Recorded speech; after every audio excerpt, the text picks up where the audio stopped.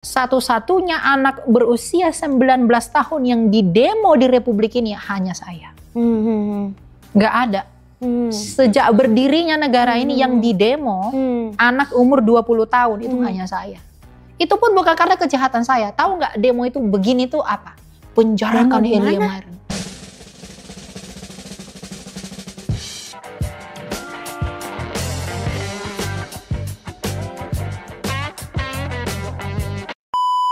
Mazmur 37 ayat 12-13. Orang fasik merencanakan kejahatan terhadap orang benar dan menggertakkan giginya terhadap dia, tetapi Tuhan menertawakan orang fasik itu, sebab ia melihat bahwa harinya sudah dekat.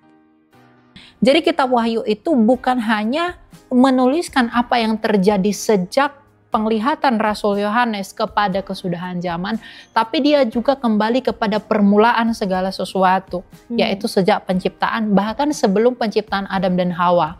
Karena malaikat itu jatuh, itu sebelum Adam dan Hawa itu diciptakan. Ya. Jadi apakah kita sudah ada di dalam kitab Wahyu? Kita sedang di dalam masa penggenapan Wahyu. Bahkan Yesus Kristus di zamannya Tuhan Yesus pun, zaman itu pun sedang berada di dalam masa penggenapan Wahyu. Tapi kalau dipertanyakan di masa yang bagaimanakah kita?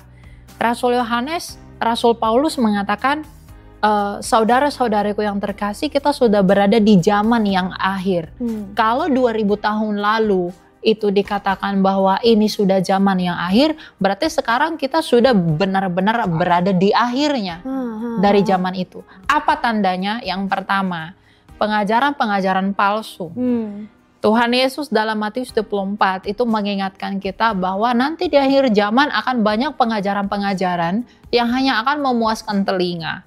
Sekarang kita lihat betapa banyaknya gerakan kekristenan yang mempromosikan Injil dengan cara yang salah, yaitu teologi kemakmuran misalnya. Maksudnya jadi kayak pendeta yang ngomongin tentang masalah tentang berkat. Jadi mereka menggait itu nabi palsu. Wow. Karena mereka begini banget ini informasinya. Karena mereka menggait pengikut, itu tidak mengajarkan bahwa mengikuti Kristus adalah penderitaan. Makanya Rasul Paulus kan menasehati Rasul Timotius, anak rohaninya, bahwa mengikut Kristus itu adalah panggilan untuk menderita. Tapi sekarang terlalu banyak, saya tidak menghakimi gereja apapun, karena itu tidak tergantung pada gereja tertentu. Tapi memang ada orang-orang, kita masyarakat atau warga gereja yang mendatangi hamba Tuhan yang sesuai dengan keinginan kita saja. Karena mereka pengen diberkati, pengen hidupnya seperti itu dan lain sebagainya. Itu kayak gitu salah nggak sih sebenarnya? Itu sangat salah. Karena apa? Dia berarti mengikuti Tuhan dengan motivasi keinginan dagingnya. Benar juga sih, ya. Bukan karena benar-benar mencintai Kristus dengan rela ikut menderita di dalam salibnya. Begitu. Jadi, apakah kita sudah berada di ujung zaman? Kita memang sudah ada di masa ini. Coba lihat, hukum mulai berubah. Yang dulunya gender misalnya laki-laki dan perempuan, sekarang dirubah. Ya, ketetapan masa, ketetapan hukum, itu semua dirubah menurut apa yang disampaikan oleh Nabi Daniel di Daniel 7 dan 8. Semua kan udah hampir berubah. Kemudian yang kedua, banyaknya bahkan orang Kristen sendiri yang mulai meninggalkan filsafat supremasi dan eksklusivitas Kristus dan mengikuti pemikiran dunia. Kenapa? Banyak orang Kristen berpikir begini, biarkan saja orang dengan agamanya masing-masing. Mereka orang Kristen itu membiarkan orang lain mereka hidup dengan keagamaan mereka dengan mengatakan kalau kita baik kita pasti selamat kok. Perbedaan agama itu hal biasa. Yang penting kita baik dan lain-lain. Satu hal yang saya sering dengar ya, Tuhan Yesus baik pasti maafin. Jadi mereka muasin diri nih, gitu. Justru sebenarnya kalau kita mengasihi sesama kita akan begitu merasa berbelas kasih kepada mereka yang berada di tepi jurang maut. Jadi kalau kita adalah orang-orang Kristen yang sungguh-sungguh, kita akan begitu merasa malang dan kasihan kepada orang-orang yang belum percaya kepada Kristus. Tapi coba lihat di masa sekarang. Banyak orang Kristen yang mengatakan dengan pemikirannya yang duniawi dan mereka berpikir mereka sedang berbuat bakti bagi Allah, Oke, kita berbuat baik aja, yang penting mereka kita damai-damai. Damai yang Kristus bawa bukan damai yang dunia mau. Ingat perkataan Tuhan Yesus, kerajaanku bukan dari dunia ini. Coba lihat apa yang terjadi. Apa respon masyarakat Yahudi ketika Kristus memberitakan Injilnya? Penolakan, kontroversi, keributan. Bukti daripada hal itu terlebih-lebih lagi ketika para rasul memberitakan Yesus. Apa yang dihasilkan dari pemberitaan itu? Pertengkaran, penolakan. Benar. Jadi memang Injil itu memang akan selalu menimbulkan konflik. Konflik itu membuktikan bahwa memang dunia ini menolak Dia. Karena Injil itu mengatakan kebenaran. Orang yang tidak mau menerima kebenaran itu. Sedangkan kita tidak ada di dalam kebenaran. Gitu. Jadi penolakan kepada Injil itu membuktikan bahwa memang manusia itu semuanya berdosa. Ya, benar. Gitu. Benar. Jadi kita sudah benar-benar berada di ujung zaman dengan semua tanda-tanda. Apalagi tuh tanda-tandanya yang kira-kira? Iya, salah satunya pengajaran itu. Kemudian antikristus, robot-robot atau robot-robot sih enggak ya? Enggak ya? Enggak ada. Kita tidak tahu maksud terselubung dari semuanya itu. Sebenarnya segala sesuatu yang ada di bumi ini, perkembangan teknologi dan lain-lain itu adalah anugerah Tuhan. Tergantung bagaimana cara kita menggunakannya. Sosial media, TikTok, kita bisa menggunakan itu buat penginjilan. Ya, benar. Tapi ada juga orang yang menggunakan itu untuk mempromosikan dan juga membuat pengajaran yang melawan Kristus. Jadi semua tergantung di tangan siapa. Kalau di tangan orang yang sungguh-sungguh percaya, dia akan menggunakan sosial media itu untuk menelanjangi bahwa kita adalah orang berdosa dan semua kita puncaknya kemudian pengagungan kepada Kristus. Tapi kalau kemudian kita mengikuti pikiran dunia, ya kita hanya akan meninggalkan Dia, acuh tidak acuh kepada pengajaran, datang ke gereja hanya untuk senang-senang doang, motivasi yang lain-lain sebagainya. Ya itu tanda zaman. Kemerosotan moral dan kemerosotan pengajaran itu adalah tanda zaman yang paling sahih. Nah ini kan banyak sekali yang suka menanyakan post rapture, pre-trip atau Amil. Ya. Nah itu sebenarnya kalau Elia lebih percaya yang mana? Do you believe in rapture?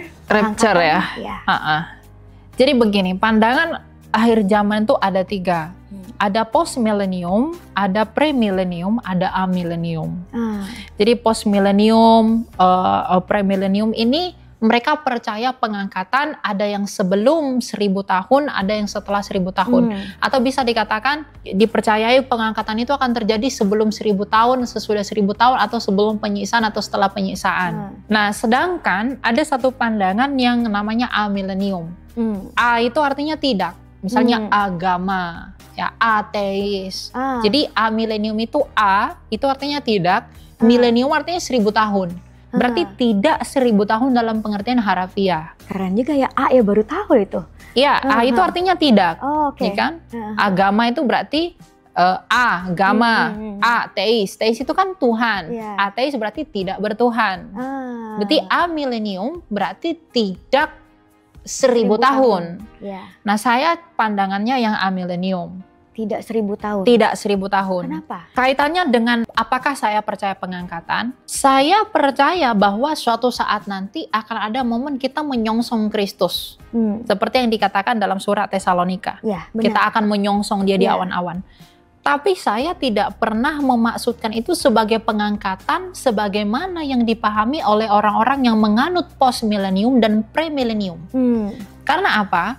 Kebanyakan gerakan gereja modern, mereka percaya bahwa suatu saat nanti akan ada momen di mana orang Kristen akan diangkat dan tidak mengalami penganiayaan. Saya tidak setuju dengan itu. Karena semua orang Kristen harus dianiaya. Matius 24, kalau bukan karena ada orang pilihan di dalam penganiayaan itu, waktu penganiayaan itu tidak akan dipersingkat. Nah, kalau ada orang pilihan di dalam masa aniaya, lalu siapa yang diangkat itu?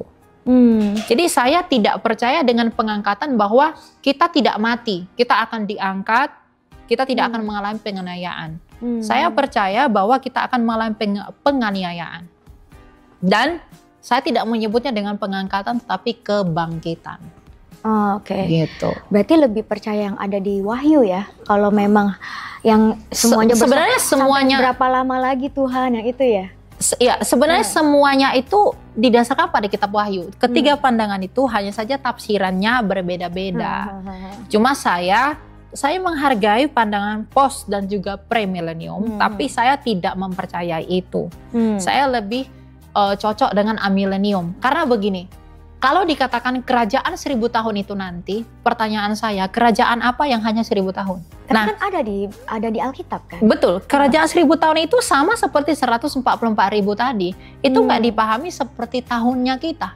1000 tahun itu adalah 10 pangkat 3. 10 itu angka yang penuh, genap, dan sempurna. 3 itu adalah angka ilahi karena Tritunggal. Jadi 10 pangkat 3 yang adalah 1000 adalah kerajaan yang genap dan penuh menurut ukuran Allah.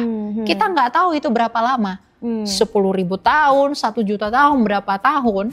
Makanya dalam orang yang mengikuti pandangan amilenium hari ini, kita sedang hidup dalam masa kerajaan 1000 tahun. Karena kerajaan 1000 tahun adalah masanya gereja. Dikatakan iblis diikat, dia tidak diizinkan keluar. Itu dimaksudkan padahal bahwa orang iblis itu tidak diizinkan menganiaya orang-orang yang menginjili. Tapi nanti ketika masa penganiayaan itu tiba, orang yang menginjili semua dan lain-lain akan dianiaya begitu hebat oleh iblis. Jadi saya nggak percaya 1000 tahun itu nanti. 1000 tahun adalah sekarang, masa damai. Ini interesting juga ya. Gitu. Nah, kalau misalnya, kan kalau kita lihat urutannya Wahyu, nanti setelah pengangkatan ada 1000 tahun. Nah itu kan, tapi kan setelah itu post dan premilenium itu pandangannya. Nah nanti kan setelah, kan kalau dari saya penangkapannya, habis di rapture orang-orang yang tertinggal yang akan dianiaya dan akan mendapatkan tanda binatang itu, the mark of the beast. Nah itu sekarang ini nih sebenarnya kita nih udah menuju ke sana nggak sih, ke arah mark of the beast itu? Kita sedang menuju penggenapan itu. Jadi tahapannya ada tuh peta dunia yang diperkenalkan oleh Philip Mantova. Jadi dia ya seperti yang percaya tadi, ada pengangkatan dan lain, masa 1000 tahun Gog dan Magog. Nah peta yang diperkenalkan oleh beliau itu saya tidak percaya. Memang kita punya pandangan yang berbeda. Saya lebih mengikuti pandangan gereja purba terkait dengan peta zaman. Nah, jadi peta zaman dalam pemahaman gereja purba adalah masa perjanjian lama. Jadi masa Adam, ya, kemudian masa Taurat. Dari zamannya Musa sampai tahunnya Yesus. Kemudian mulai dari tahun 1 Masehi sampai kematian Yesus dan kebangkitannya, itu adalah zaman Yesus mengajar. Kemudian dari zaman Tuhan Yesus sampai sekarang adalah masa gereja. Baru nanti di penghujung akhir masa gereja, Antikristus akan menganiaya. Setelah Antikristus menganiaya untuk sedikit waktu, Tuhan Yesus datang, menghakimi, kemudian membawa kita, orang-orang mati akan dibangkitkan. Kita yang masih hidup akan mati seketika lalu diangkat ke atas, itu kebangkitan kita sebutnya. Itu makanya yang dibilangin rapture menurut Elia itu kebangkitan, jadi mati dulu baru bangkit.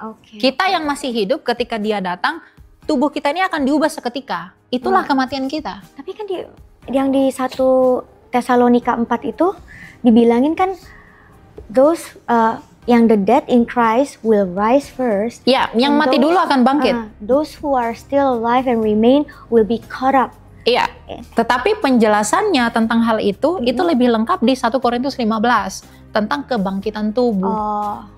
Nah, Rasul Paulus mengatakan, aku memberitahumu suatu misteri bahwa nanti kita tidak semua mati. Tapi ketika dia datang, kita yang masih hidup, kita akan mati seketika, tubuh kita diubahkan.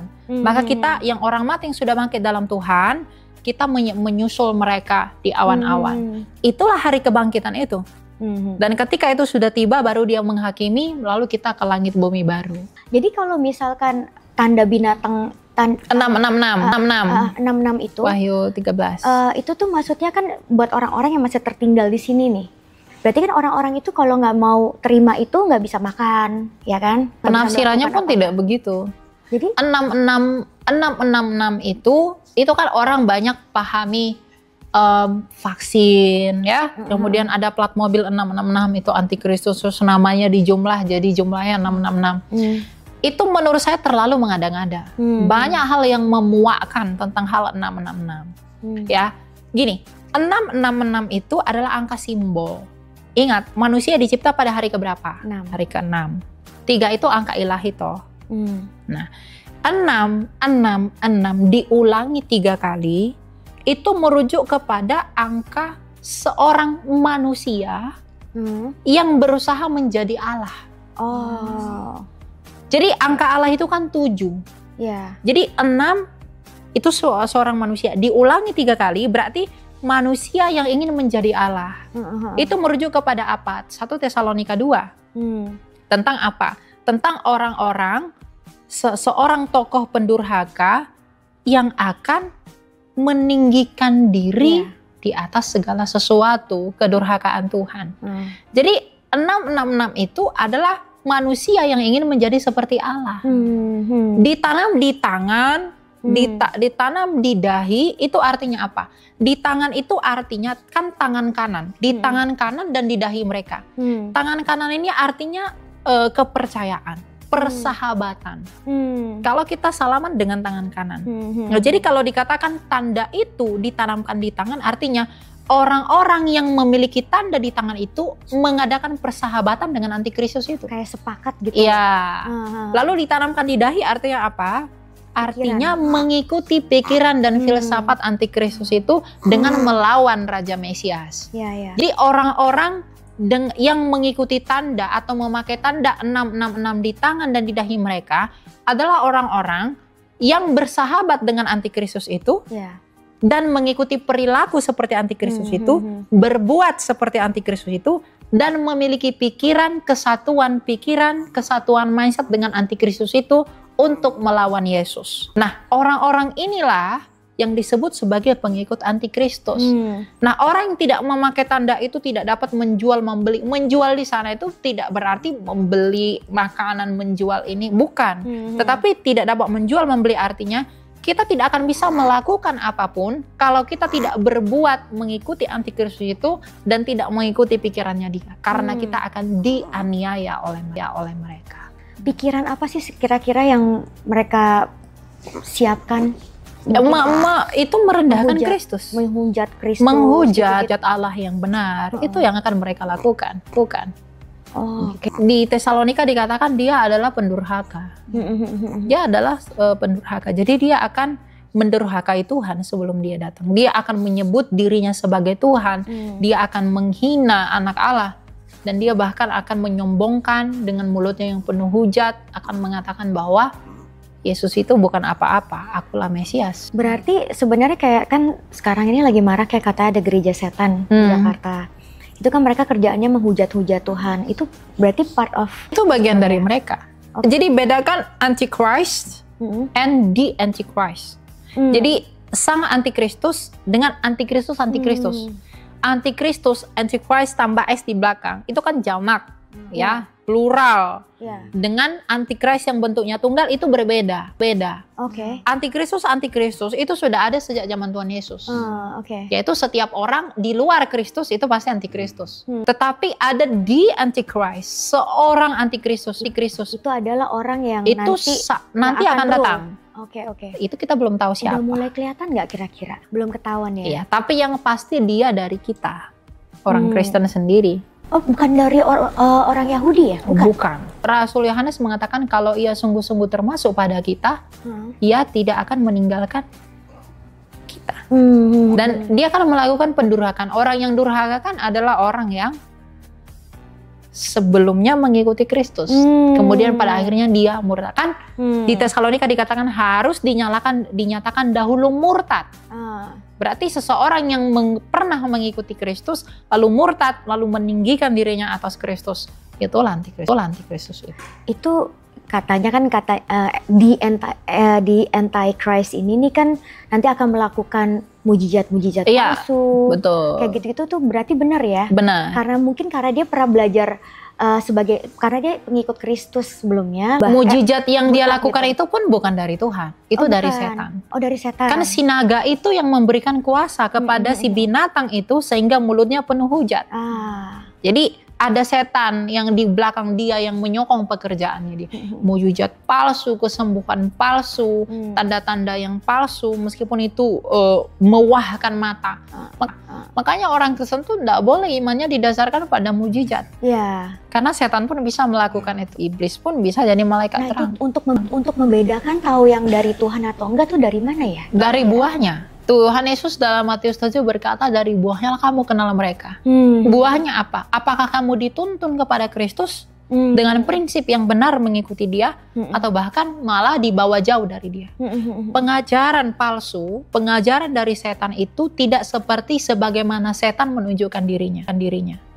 Setan yang menunjukkan dirinya dengan bentuknya yang aneh-aneh itu setan bodoh. Dia akan buat bentuknya itu cantik, menyerupai yang ori, menyerupai yang benar.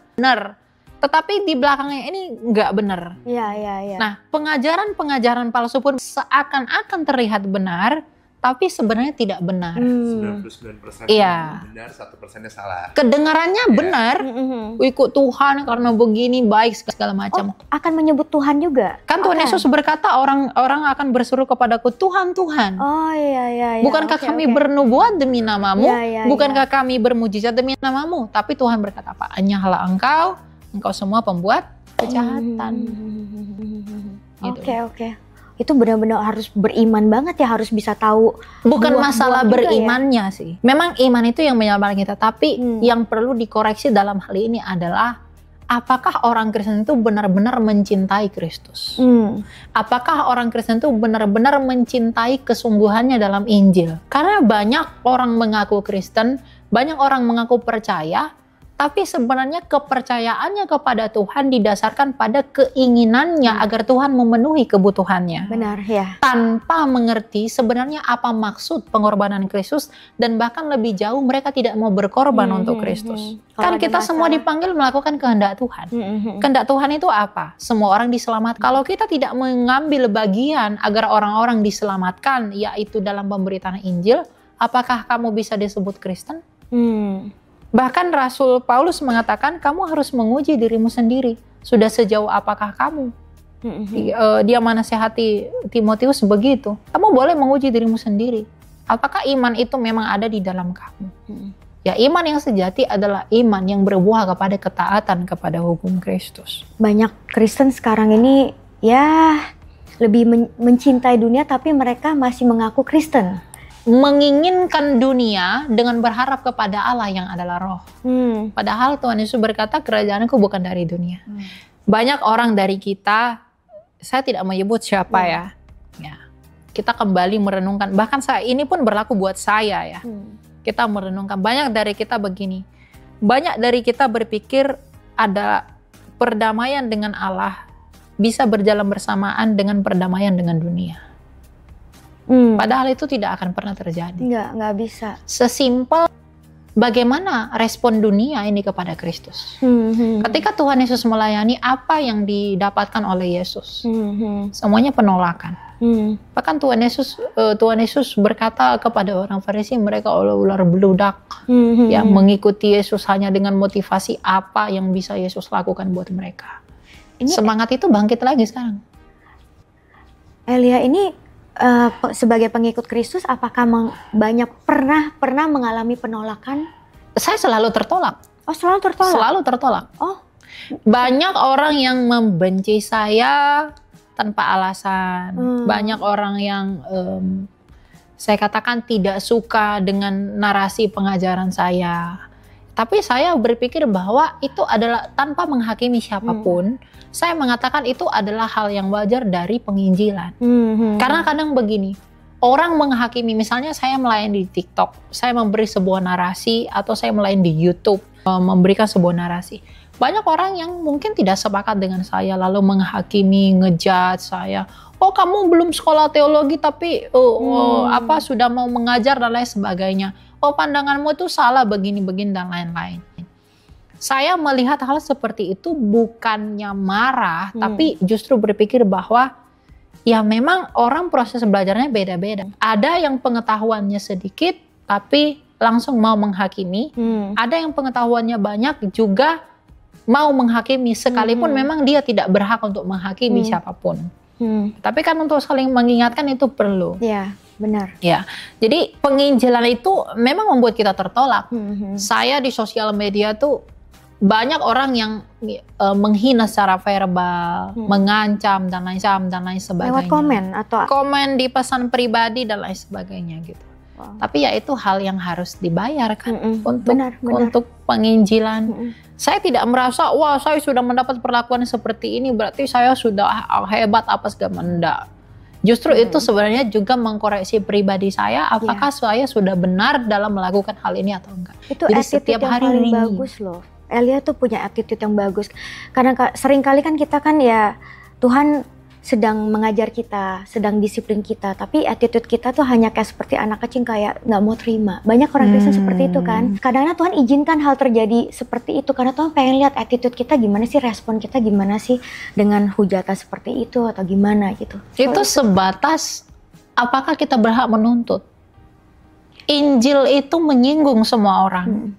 Benar. Kadang gini. Kadang orang-orang mengatakan kepada saya, kamu tuh kalau ngomong tuh nggak usah terlalu keras. Itu takut yang lain tersinggung. Kalau dia tersinggung, biarkanlah dia tersinggung untuk sementara. Bukankah hidupnya selama ini menyinggung Allah? Mengapa dia tidak mau tersinggung untuk sedikit waktu? Bagus banget itu. Lah, hidup kita ini menyinggung Allah. Iya, benar.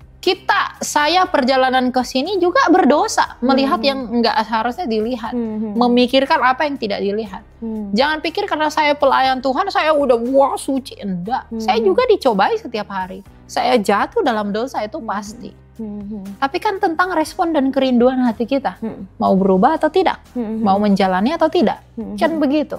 Jadi kalau Injil itu membuat orang tersinggung, jangan ikuti perasaan dagingmu untuk berdamai dengan dunia. Biarkan semua orang tersinggung. Seperti perkataan Rasul Paulus. Apakah dengan mengatakan kebenaran aku menjadi musuhmu? Ya, apa pentingnya orang mengkerutkan keningnya sama saya kalau Kristus tersenyum pada saya? Apa pentingnya orang membenci saya kalau Tuhan saya mengasihi saya? Ya kalau orang yang saya cari itu bermasalah. Tapi bukan manusia yang kita cari. Ya. Apa pentingnya hidup sih di dunia ini? Sebatas apa dan sejauh apa kamu menikmati semua? Tapi kalau masih Tuhan izinkan, ya lakukan. The best for him. Gitu. True. Ini kan tadi kan Elia sempat ngomong ada yang mempertanyakan kan Elia kan tidak pernah sekolah teologi, tapi kok berani kayak begini menginjili. Itu sebenarnya kok Elia bisa tahu ini semua tuh dari mana? Apa karena hubungannya suka baca Alkitab, lalu mempunyai hubungan dengan Roh Kudus, Tuhan mengajarkan lewat Roh Kudus, atau bagaimana itu? Satu-satunya anak berusia 19 tahun yang didemo di Republik ini hanya saya. Nggak ada. Sejak berdirinya negara ini yang didemo, anak umur 20 tahun itu hanya saya. Itu pun bukan karena kejahatan saya. Tahu nggak demo itu begini tuh apa? Penjarakan Elia Myron. Timoi. Tahun berapa? Tahun ini? Tahun lalu. Masa? Saya podcast dengan Dr. Richard. Penjarakan Deddy Corbuzier juga. Masa? Dia bahas saya kan di YouTube.